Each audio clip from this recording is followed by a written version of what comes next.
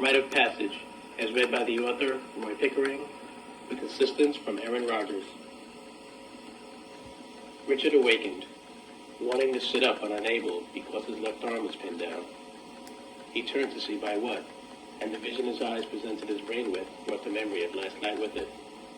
Lying beside him was the girl he picked up at the party. It had finally happened. Richard graduated high school still very much a boy. Now, with 4 weeks left of his first semester in college, his initiation into the rights of manhood was complete. Richard managed to slide his arm out without waking up his conquest and replayed the events of the previous night in his mind. He had been remarkably smooth. The 8 glasses of his fraternity's patented leg spreader punch saw to it that he was as relaxed as could be. The large quantity consumed by the lady love beside him made her very much receptive to his advances. It had been almost too easy. Richard couldn't recall asking for a name or offering his own. Exchanging resumes was not a necessary precursor for the night's subsequent proceedings. His first semester at college had been great, more than living up to the party till you drop expectations Richard held. Before the school year was even a year old, he was pledging a fraternity. Within the next 3 weeks, he experienced his first bout of intoxication, complete with requisite puking, his first mooning, and his first panty raid. He had also learned 7 drinking games and 3 different ways to shuck a beer, for after all, he was in college to learn. Another significant event had occurred during this time. Richard and his longtime girlfriend broke up. They had been together since 8th grade and were separated for the first time when he went away to an out-of-state college. They vowed to make a long-distance relationship work, and it had. Right up to the weekend, Amy paid him a visit and informed him that they should see other people. He was fairly certain that she already was, but didn't mention it so as not to jeopardize his final opportunity. As usual, he failed. Amy didn't consider breaking up sufficient impetus for sex. She was as determined to hold on to her virginity as ever. Richard was not nearly as determined, but much to his chagrin, equally successful. His involvement in a 5-year relationship during the raging hormonal years of puberty failed to get him laid even once. If a greater tragedy had ever befallen man, Richard did not know what it could possibly be. He was convinced he was the subject of a practical joke concocted in the heavens by a demented angel. Some people craved excessive riches, others obscene degrees of fame, and there were those who dared dream of immortality. Richard merely wanted to fornicate. It seemed like a reasonable request, but so far had yet to be granted. Matters weren't helped much by the emphasis his college mates placed on romance. Romance fraternity style, that is, which boiled down to getting laid a lot. Far more crucial than the number of beers he could chug, the most important statistic in his new world was how many girls he bedded. There were a couple of guys in his fraternity who averaged a girl a week, or at least a girl a party, which was approximately the same thing. The brothers in the lower end of the scale by which they were measured managed to score once every few weeks. Every member of his pledge class, even buck-toothed Morty, had slept with at least one girl this semester. Richard was dwelling in the wonderful world of the one-night stand, but instead of being an active participant, he was a mere bystander. Which is why he had been so determined last night to prove to his brethren that he was worthy to be included in their ranks. Why he had drunk like he was going out of style, marched up to the cutest, drunkest available girl that he saw, and let nothing impede the completion of his mission. Richard examined the young woman lying beside him. Last night she had looked pretty good, a solid 8. The morning sunlight coming through her dorm window was not as kind to her as the neon lights at the party. Her makeup had wiped off, presumably in the heat of passion. Without it, or perhaps without a gallon of Kool-Aid and grain alcohol still working its magic, she dropped a couple of digits. She wasn't ugly, merely one of those plain girls who usually fail to grab a guy's attention among her flashier peers. Next, he checked out her body.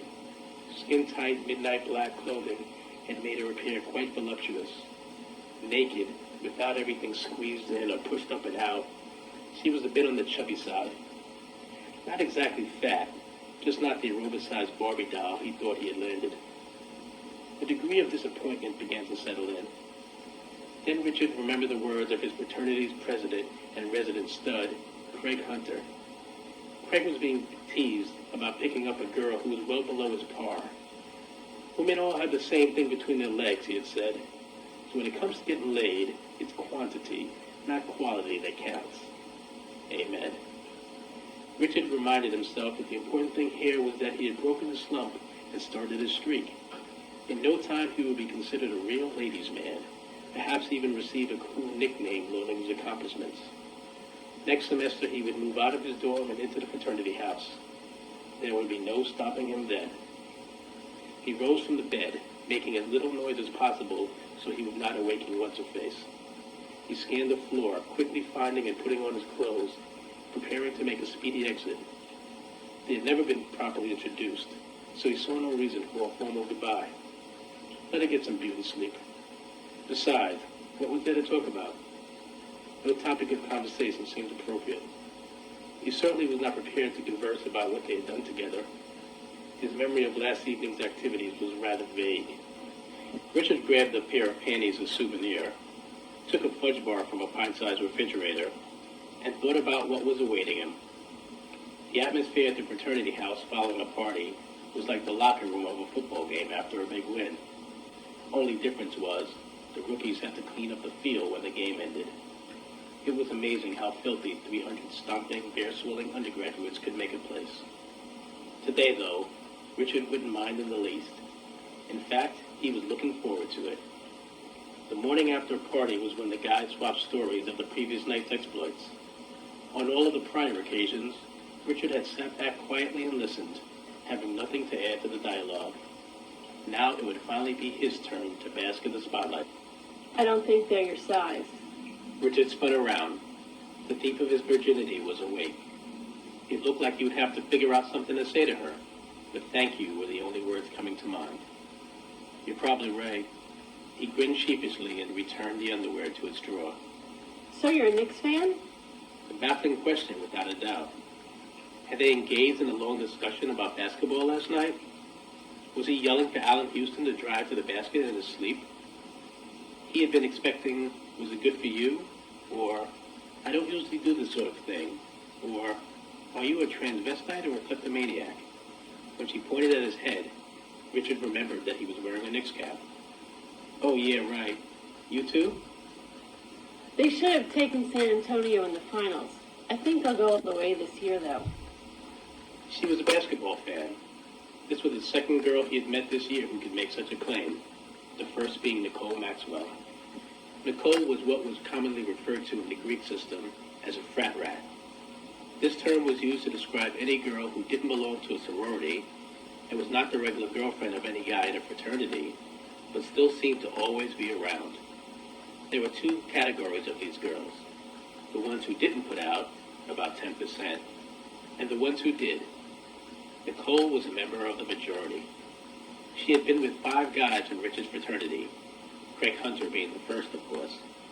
She was considered to be a sure thing. Being a brother, or even a lowly pledge, seemed to work as an aphrodisiac on her. What year are you in, Richard?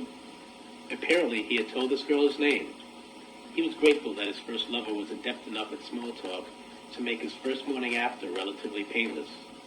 Without the makeup and party dress, there was a tomboyish quality to her which put Richard at ease. This is my first year. I'm pre-med. Me too. How do you like the city so far? He had told her that he wasn't from New York. Did she know his astrological sign and social security number as well? When had he babbled all this information? What the hell was her name? It's pretty cool, answered Richard. Then he noticed Al Pacino's image on the wall. Where'd you get the poster? From this place a few blocks from here called French Kisses.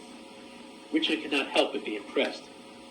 Amy had never been able to appreciate the sheer brilliance of Scarface, no matter how hard he preached the merits of the film. She just thought it was mindless, gory guy stuff. He had to give this nameless, promiscuous girl some credit. She had slept with him, rooted for the Knicks, and was a fan of Scarface, obviously a woman of refined tastes. To his right was a collection of CDs. Limp Bizkit, Eminem, Jay-Z, Dave Matthews. She was into the same kinds of music as him. Richard licked the fudge bar he had snatched. Yet another thing they had in common. Of the scores of girls Richard had met since school started, he had only bonded so easily with one other. That bonding is what kept her from becoming his first lover. He would always remember that day. Elated from passing a midterm he had been certain he would fail, grateful for the help she gave him to make his C possible, convinced he was an easy lay, and being horny as hell, Richard sprung a passionate kiss on Nicole Maxwell. It lasted 10 seconds. The next time Nicole opened her mouth was to deliver a speech. She told him how Craig and the others had been casual flings based solely on physical attraction. A good time was had by all, but nothing more. Richard, on the other hand, was someone she really cared for, as a friend. She valued their friendship too much to throw it away, and sleeping together would be doing just that. This made as little sense to Richard as anything he'd ever heard, but he went along with it anyway. There didn't appear to be much choice in the matter, so he and Nicole remained platonic, and he unsullied. Fortunately, not every girl was as finicky. Last night's festivities had required nothing more than lust and booze aplenty. Craig Hunter himself could have feared no better. The girl pushed the play button on her answering machine. Marilyn, this is Barbara. Give me a ring. Bye. Marilyn! That's what her name was. Thank goodness he wouldn't have to go through a whole ordeal to find out without giving away that he had forgotten. But why did he even care? She was just a one-night stand, one of the rewards of his new fast-paced lifestyle. Not knowing anything about it was part of the situation's charm. Marilyn laughed at the next message left on her machine. Her face changed when she smiled. She went from plain to kind of pretty. Not that she was in Amy's league, or few girls were. Amy's cover girl beauty had caused Richard to stay with her for a considerable time after concluding that they weren't right for each other. How could he give up someone he was so lucky to be with? Once she gave in and they started having sex, their differences would disappear. Why, he wouldn't care about them nearly as much. But Amy managed to keep her virtue intact, and Richard grew disenchanted enough in the final months of their relationship to risk leaving his hometown behind to check out a bigger piece of the world. His master plan was to rival Don Juan, Casanova, and Charlie Sheen. 10 women for each day of frustration and futility endured. Not that his relationship with Amy had produced numerous wonderful memories as well, especially at the beginning when he wasn't concentrating as strenuously on trying to get into her pants. They had had some great times, the best times of his life. Getting drunk with the guys and chasing after girls certainly had its merits. But holding Amy's hands while their bare feet played in the stream, talking about the future, sharing their daydreams, that had been real. Richard picked up a male action figure standing on top of the stereo. It was Captain Kirk. No further evidence was required to make up his mind. Like Nicole Maxwell had said to him on that most frustrating of days, when you have something that's good, you do whatever you can to keep it. There was potential with Marilyn, and the possibility of love blew away a playboy reputation any day. Marilyn, if you don't have anything planned, maybe I could take you to lunch. That's sweet, Richard. It really is. But I don't think so. I don't understand. Last night was great. Thank God.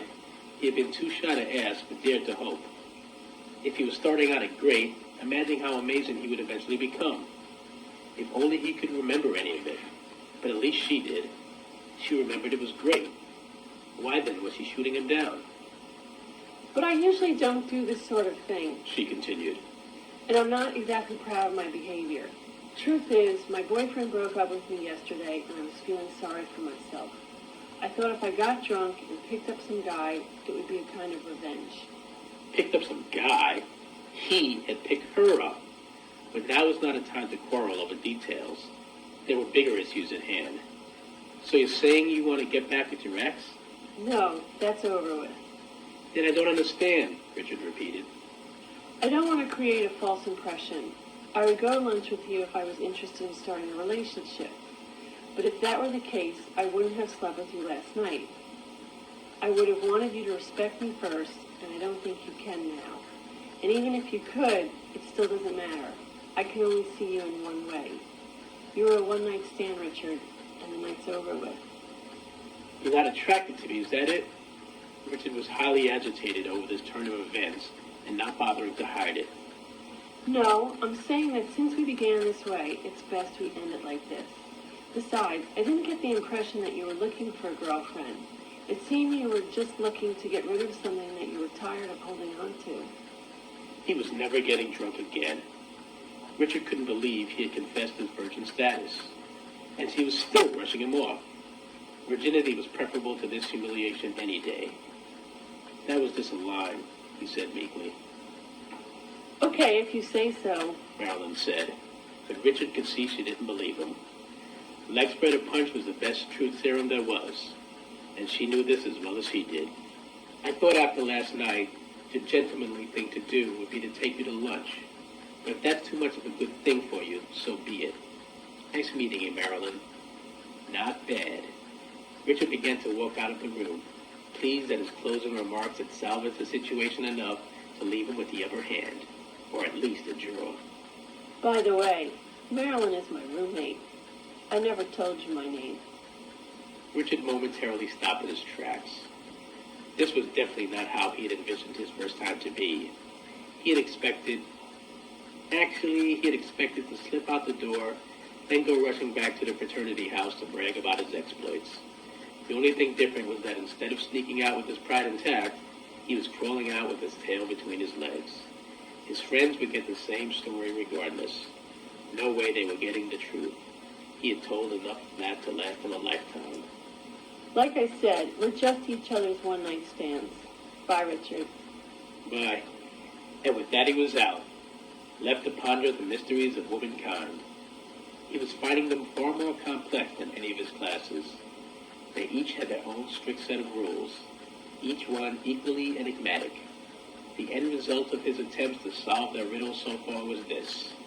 He had had romantic love without sex, platonic love without sex, and sex with no kind of love at all. It had been frustrating to say the least. But as Richard headed back to his brethren, he knew he would eventually get the right combination, and that he would have a whole lot of fun in the process. The end.